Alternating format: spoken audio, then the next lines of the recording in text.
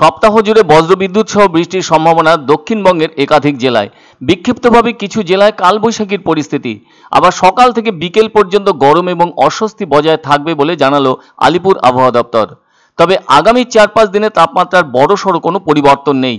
সোমবার কলকাতা সহ দক্ষিণবঙ্গের সব জেলাতেই বজ্রবিদ্যুৎ এবং হালকা মাঝারি বৃষ্টির পরিবেশ পরিলক্ষিত হবে।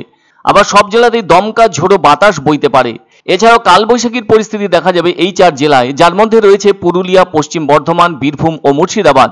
এই 4 জেলার 2-1 জায়গায় বজ্রবিদ্যুৎ সহ বৃষ্টির সাথে প্রতি ঘন্টায় 50 থেকে 60 কিলোমিটার গতিতে দমকা ঝোড়ো বাতাস বইতে পারে। এদিকে ঝড়ের সম্ভাবনা কম কলকাতা, হাওড়া, হুগলি, উত্তর ও দক্ষিণ 24 পরগনা এবং পূর্ব মেদিনীপুর জেলায়। এছাড়া বজ্রবিদ্যুৎ সহ হালকা মাঝারি বৃষ্টির আশঙ্কা রয়েছে দক্ষিণবঙ্গের অন্য জেলাগুলিতে। 30 থেকে 50 কিলোমিটার গতিবেগে প্রতি ঘন্টায় দমকা ঝোড়ো হাওয়ার সাথে বজ্রবিদ্যুৎ সহ ঝড় বৃষ্টি হবে।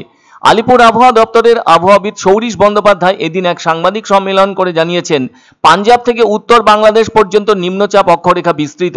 এটি হরিয়ানা, উত্তরপ্রদেশ, বিহার এবং গাঙ্গেয় পশ্চিমবঙ্গের ওপর দিয়ে বিস্তৃত রয়েছে, যে কারণে প্রচুর জলীয় বাষ্প প্রবেশ করছে বঙ্গে।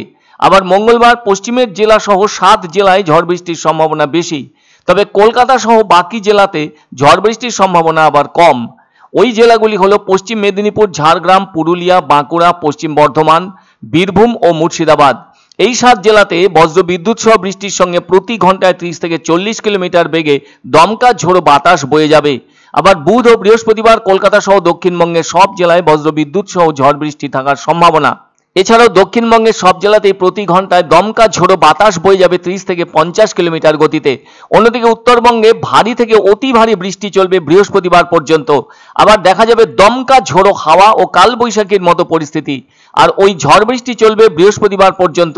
বলা যায় বজ্রবিদ্যুৎ সহ বৃষ্টি সপ্তাহ জুড়ে। আগামী 4-5 দিনে তাপমাত্রা তেমন বড় কোনো পরিবর্তন নেই।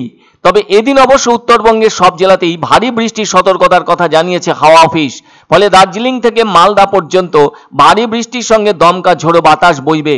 আবার ঝড় বৃষ্টির সম্ভাবনা বেশি থাকবে দার্জিলিং, কোচবিহার, উত্তর ও দক্ষিণ দিনাজপুর এবং মালদা জেলায়। মঙ্গলবার অতি ভারী বৃষ্টির সতর্কতা দার্জিলিং ও জলপাইগুড়ি জেলায়।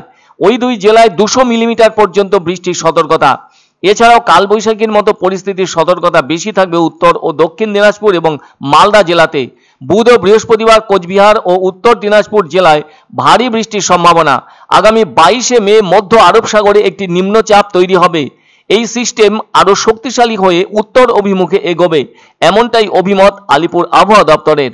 আগামী এক সপ্তাহ দক্ষিণবঙ্গের জন্য প্রধানত বিক্ষিপ্তভাবে হালকা থেকে মাঝারি ধরনের বৃষ্টি। বিক্ষিপ্ত বৃষ্টি অর্থাৎ সব জায়গাতে সব দিন থাকবে না, কোথাও কোথাও থাকবে কোনোদিন, কোথাও থাকবে না, এরকম মিলিয়ে মিশিয়ে থাকবে। প্রভাব থাকবে সমস্ত জেলাতে কম বেশি। কিছুটা বেশি প্রভাব থাকবে 19 তারিখে উত্তরবঙ্গের জেলাগুলিতে, মেনলি মালদা, উত্তর দক্ষিণ দিনাজপুর, দার্জিলিং, কোচবিহার, এই জেলাগুলো 2-1 জায়গায় ভারী বৃষ্টির সম্ভাবনা থাকছে 19 তারিখে। 20 তারিখে বৃষ্টিপাত কিছুটা বাড়বে উত্তরবঙ্গের উত্তরের জেলাগুলো, বিশেষ করে দার্জিলিং, জলপাইগুড়ি, এই জেলাগুলো 2-1 জায়গায় ভারী থেকে অতি ভারী বৃষ্টির সম্ভাবনা থাকছে। দমকা হাওয়া থাকার সম্ভাবনা থাকছে আগামী 3-4 দিন উত্তরবঙ্গের জেলাগুলিতে।